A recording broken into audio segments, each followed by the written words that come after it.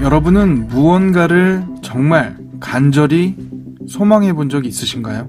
오늘 이야기 나눌 이 사건은요, 누군가의 간절함을 악용하고 이용한 아주 악질적인 사건입니다. 영화처럼 사람들을 감금시켜놓고 투자 사기 행각을 벌이도록 한 일당이 검거됐습니다. 감금된 피해자들은 고수익 해외 취업에 속아 넘어갔습니다. 월 400만 원 준다고 꼬드겨 해외로 데려온 뒤 여권, 핸드폰 다 빼앗고 무장한 경비원이 지키는 건물에 가둔 뒤 범행을 시킨 거죠. 여권하고 핸드폰 다 빼앗기고 무장을 한 사람들이 지키고 있는 건물에 감금이 돼 있었다. 그렇게 진술을 했고 폭행을 당한 사례도 확인이 됐습니다. 최근 태국, 라오스, 미얀마 등 동남아시아 일대에서 한국인을 대상으로 한 취업 사기 범죄가 급증하고 있습니다.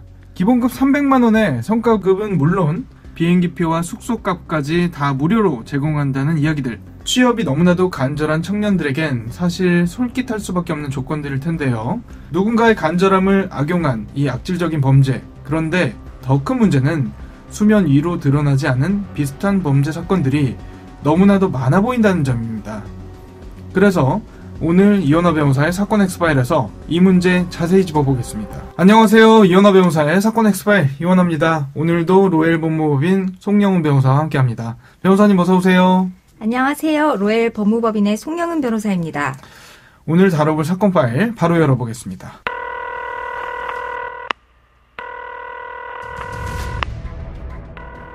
사건은 보이는 것보다 가까이 있다. 이원화 변호사의 사건 X파일. 47번째 파일. 해외 취업. 알고 보니 악명 높은 사기. 요즘 시대에 취업 정말 어렵잖아요? 네, 맞습니다. 요즘 정말 어렵습니다. 제 주변 후배분들만 봐도 취업 준비 기간도 확실히 늘어나고 아주 일찍부터 스펙 쌓기 위해서 대학 생활에 집중하는 모습이 확실히 눈에 띕니다. 오늘 살펴볼 이 사건은 취업 준비생들의 막막함, 간절함을 악용한 케이스가 아닐까 싶거든요. 어떤 사건입니까? 이 사건은 미얀마, 라오스, 태국 3국의 국경지대인 골든 트라이앵글에서 발생한 사건입니다. 국내 범죄 조직이 허위 광고를 내서 이를 보고 온 사람들을 태국에서 미얀마로 미입국시키는 등 납치 및 감금 행위를 자행하고 피해자들로 하여금 강제로 범죄를 저지르게도 한 취업 사기 사건이었습니다. 다행히 지금은 그 조직원 상당수가 검거된 상태입니다. 그런데 취업 사기라고 하셨는데 사기 피해자들, 그러니까 해외 취업인 줄 알고 지원했던 이분들은 어떻게 이런 일자리가 있다는 걸 알게 된 걸까요? 해당 범죄 조직은 고수익 해외 취업을 미끼로 사람들을 모았습니다. 기본급 300만 원 월급에 인센티브, 보너스 등 높은 급여를 보장하고 항공권과 숙소 및 식사도 제공하면서 장기 근무자 휴가 및 포상 또한 제공하는 허위 공고를 내었고 이를 보고 온 사람들을 태국에 모이게 하였습니다. 말씀해주신 것처럼 기본급에 성과급, 숙소도 지원해주고 또 무엇보다 해외 취업이라고 하면 좀 더 솔깃할 수도 있잖아요. 그런 점을 악용한 케이스가 아닐까 싶은데 일단 이분들이 회사 측에서 제공한 비행기를 타고 태국으로 들어가는 그런 루트라고 하죠? 네, 맞습니다. 범죄 조직은 피해자들을 회사 측에서 제공한 항공편을 통해서 태국으로 이동하게 하고 이후 메콩강을 통하여 미얀마, 샨주 타칠레이크 또는 까야주 등에 이르게 하였습니다. 이러한 납치 행위 이후에는 피해자들을 감금해서 각종 범죄 행위에 동참하게 강요하였습니다. 골든 트라이앵글 지역이라고 하던데 굉장히 범죄로 악명 높은 곳이라면서요? 네, 맞습니다. 해당 지역은 과거로부터 마약 밀매로 악명을 떨쳤던 지역이기도 합니다. 그 중에서도 라오스 북부 경제특구의 경우에는 2007년에 중국 카지노 회사가 라오스 정부로부터 99년간 부지를 임차하여 카지노 및 호텔 등을 건설하였었는데 해당 지역의 치안 및 행정을 모두 중국 자치위원회가 맡기로 되어 있어서 라오스 공안이 출입을 하거나 조사를 하는 것이 수월하지가 않습니다. 또한 미얀마 샨주 타칠레이크 지역은 미얀마 시골에서 생산되는 헤로인을 전 세계에 퍼뜨리는 유통기지 역할을 수행한 적도 있습니다. 그래서 해당 지역이 우리나라 대사관 영사의 방문은 물론이고 현지 경찰 등 치안 당국의 진입도 어려워서 피해 구제가 쉽지 않습니다. 그런데 이동하면서 좀 이상하다 이런 거 느꼈을 법도 하거든요. 그러면 사실 신고를 한다거나 도움을 청한다거나 아니면 뭐 최소한 도망치거나 그랬을 수도 있을 것 같은데 잘 속여서 그랬던 건가요? 어떻게 된 건가요? 납치 과정에서 피해자들은 핸드폰과 여권을 빼앗겼었습니다. 여권은 비자 연장을 이유로 회사에서 보관하겠다고 하면서 강탈했고, 핸드폰은 현지 유심칩을 무료로 교체해서 주겠다는 명목으로 지급받은 뒤에 반납을 하지 않은 것으로 알려져 있습니다. 납치 이후에는 무장 경비원이 지키고 있었기 때문에요, 건물 내에 감금되어 있었던 것으로 볼 수 있습니다. 완전히 외부랑 차단을 시켜버린 거네요. 네, 이런 상태로는 달리 외부에 연락이 닿을 방법이 없었을 겁니다. 그러면 감금시켜 놓고 어떤 일 한 겁니까?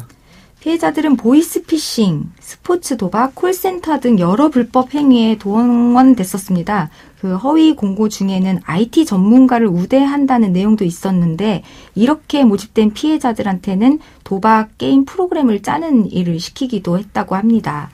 또 일부 여성들을 상대로 해서 성매매 강요도 있었던 것으로 알려져 있습니다.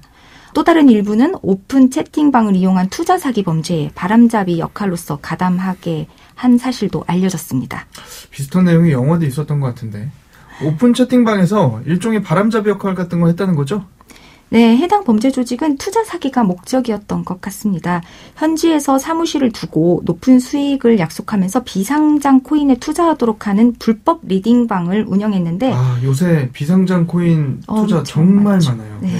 그 조직원들이 투자 전문가를 사칭하는 동안에 피해자들에게는 이러한 투자에 참가한 일반 투자자 역할을 맡아서 마치 이러한 투자 전문가의 추천에 따라서 큰 수익을 본 것처럼 증언하도록 하고, 투자 사기 피해자들로 하여금 실제로 고수익이 보장된다는 기망에 빠지도록 하였습니다. 저도 저희 상담하거나 아니면 저희 이제 의뢰인인 피해자분들이 오셨을 때 보여주셨던 그 단톡방을 봤는데, 투자를 했다는 사람들이 수익을 봤다고 하고 인증샷을 올리고 막 그래요. 정말 속을만 하다 이런 생각이 들더라고요. 맞습니다. 실제 투자금을 낸 분들이 있었나요? 네, 그렇습니다. 세트장을 만들고 배우까지 섭외하면서 전문가 집단인 척 연기를 했는데, 투자 전문가들을 사칭한 조직원은 자신들을 세계 투자 대회 50강 대표 중에 한 사람으로 소개하면서 최고 트레이딩 분석가로 명성을 얻었고, 월스트리트의 복잡한 헤지펀드 세계를 잘 헤쳐나왔다는 발언을 하는 영상을 만들기도 했습니다. 그렇다 보니 피해자로 하여금 속이기 매우 쉬운 조건을 형성했는데요. 해당 영상은 투자 기자회견에 외양을 띠고 있었고, BBC와 CNN 로고까지 내건 배경판도 세웠습니다.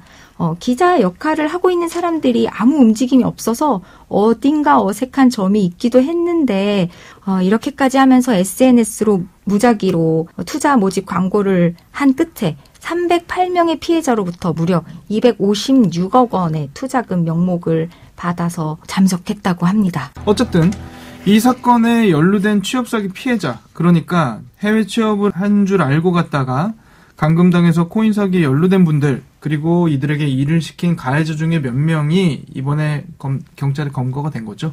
네, 투자 사기 및 취업 사기를 벌인 일당 37명을 검거하였고, 그중 19명이 구속되었습니다. 가장 궁금한 건 이겁니다. 일단 취업 사기 당했다는 분들 있잖아요. 이분들이 취업 사기를 당한 피해자이긴 하지만 또 한편으로는 코인 투자방에서 바람잡이 역할을 해서 또 다른 피해자를 발생시킨 가해자이기도 하단 말이에요. 이러면 이거 어떻게 되는 겁니까? 관련해서 형법 12조에 의하면 저항할 수 없는 폭력이나 자기 또는 친족의 생명 및 신체에 대한 위해를 방어한 방법이 없는 협박에 의해서 강요된 행위에 대해서는 처벌하지 않고 있습니다. 앞서 말씀 주신 이분들은 납치 및 감금되어 범죄 조직원 및 무장 경비원에 의한 폭력의 피해자였습니다. 실제로 이분들 중 일부는 폭행을 당하기도 하였는데, 이분들은 강요된 행위였기 때문에 처벌되지 않을 것으로 보입니다. 네. 애초 해당 조직에서 조직원으로 활동한 사기꾼들은 어떤 혐의 받게 되는 겁니까? 일단 투자 피해자들에 대해서는 형법상 일반 사기죄를 넘어서서 특정 경제 범죄 가중 처벌 등에 관한 법률상 사기죄의 공동정범의 죄책을 지게 될 것입니다. 피해액이 도합 수백억에 이른 이상 무기징역 또는 5년 이상의 징역을 지게 될 것입니다. 취업 사기 피해자들에 대해서는 형법상 노동력 착취를 목적으로 하는 약취 및 유인죄가 적용될 것이고, 감금에 관해서는 단체 또는 다중의 위력을 통한 감금이었기 때문에 형법상 특수감금죄가 성립될 것으로 보입니다. 그 외에 폭행 피해자에 대한 폭행죄, 성매매 강요에 관해서는 성매매 처벌법 위반 미수죄가 성립 가능한 것으로 보입니다. 성매매는 원래 미수가 없는데 성매매 강요에 대해서는 또 미수죄를 따로 처벌하고 있죠. 그리고 또 한 가지 혐의가 있지 않나요? 네, 맞습니다. 그 전문적으로 조직된 범죄 집단인 것으로 판단되어서 범죄단체 조직 혐의를 적용해서 경찰들이 검찰로 넘겼기 때문에 이 경우는 형법상 범죄단체 조직죄 또한 성립할 수 있습니다. 투자 사기를 당한 분들은 투자금 회수 가능할까요? 경찰은 이들의 범죄 수익금을 찾고 있기는 합니다. 현재까지 확인된 범죄 수익금 1억 6천만 원은 기소 전 추징 보전 조치가 되어 있고 이후 더 많이 확보되면 가능할 것으로도 보이지만 그렇지 않은 이상 민사소송을 통한 방법 외에는 달리 회수할 방법이 없을 것으로 보입니다. 네네. 그런데 더 큰 문제는 이번에 드러난 사건이 특이한 케이스가 아니라 비슷한 범죄가 굉장히 많다는 겁니다. 이번 사건은 빙산의 일각이다 이런 거잖아요? 그렇습니다. 해당 지역에서 최근 동종 범죄가 급증하고 있습니다. 이미 미얀마, 라오스 국경을 여행 금지 지역으로 지정했음에도 불구하고 피해자가 끊이지를 않아서 2021년과 2022년에 각각 4건에 불과했던 피해 신고 접수가 2023년에는 94건, 2024년 1월에만 38건으로 폭증했습니다. 이에 태국 국경 검문소에 대해서도 특별 여행 주의보를 발령하기도 했는데요. 요즘 비슷한 범죄가 굉장히 많은 것 같습니다. 앞서 골든 트라이앵글이라는 지역이 공권력이 미치기도 어렵고 한국 대사관 직원이나 주재국 경찰도 진입이 어려운 지역이다 이야기를 해주셨는데 그러면 이거 그냥 놔둘 수도 없고 수사는 어떻게 할 수 있습니까? 이번 사건 역시 우리 대사관 요청으로 현지 경찰이 19명을 구출하였고 구출된 분들이 무사히 입국한 이후에 수사에 착수했습니다. 외교 당국과 수사 당국의 긴밀한 공조가 필요한 부분일 것으로 보입니다. 앞서 우리나라 국민들만 사기를 당한 게 아니라 대만이나 중국 등 다른 나라에서도 비슷한 수법으로 피해를 입는 분들이 많다 이야기를 해주셨는데 이 정도면 국제공조도 생각해 볼 수 있는 거 아닌가요? 네, 방금 말씀드린 바와 같이 이번 사건이 드러난 계기는 현지 경찰이 우리 국민을 구출한 것이었습니다. 이러한 현지 경찰과의 공조는 지금까지 그랬던 것처럼 앞으로 이어질 것으로 보입니다. 또한 이번 사건 관련해서 해외 주재에서 검거되지 않은 총책 6명은 인터폴의 적색 수배가 요청된 상태인데요. 인터폴 또한 해당 지역에 관하여 주시하고 있어서 향후 인터폴과의 공조 또한 기대할 수 있을 것 같습니다. 사건 엑스파일 오늘은 해외 취업을 빌미로 청년들을 불러 모은 뒤 납치, 감금하고 자신들의 대규모 투자 사기에 이들을 동원시키는 정말 악질적인 범죄 사건 다뤄봤습니다. 문제는 비슷한 범죄가 우리나라뿐 아니라 해외에서도 점점 늘고 있다는 부분인데요. 고수익 해외 취업, 듣기엔 정말 솔깃하고 그럴듯해 보일 수도 있지만 범죄일 가능성도 제법 높다는 거 경각심 꼭 가지셔야 할 것 같습니다.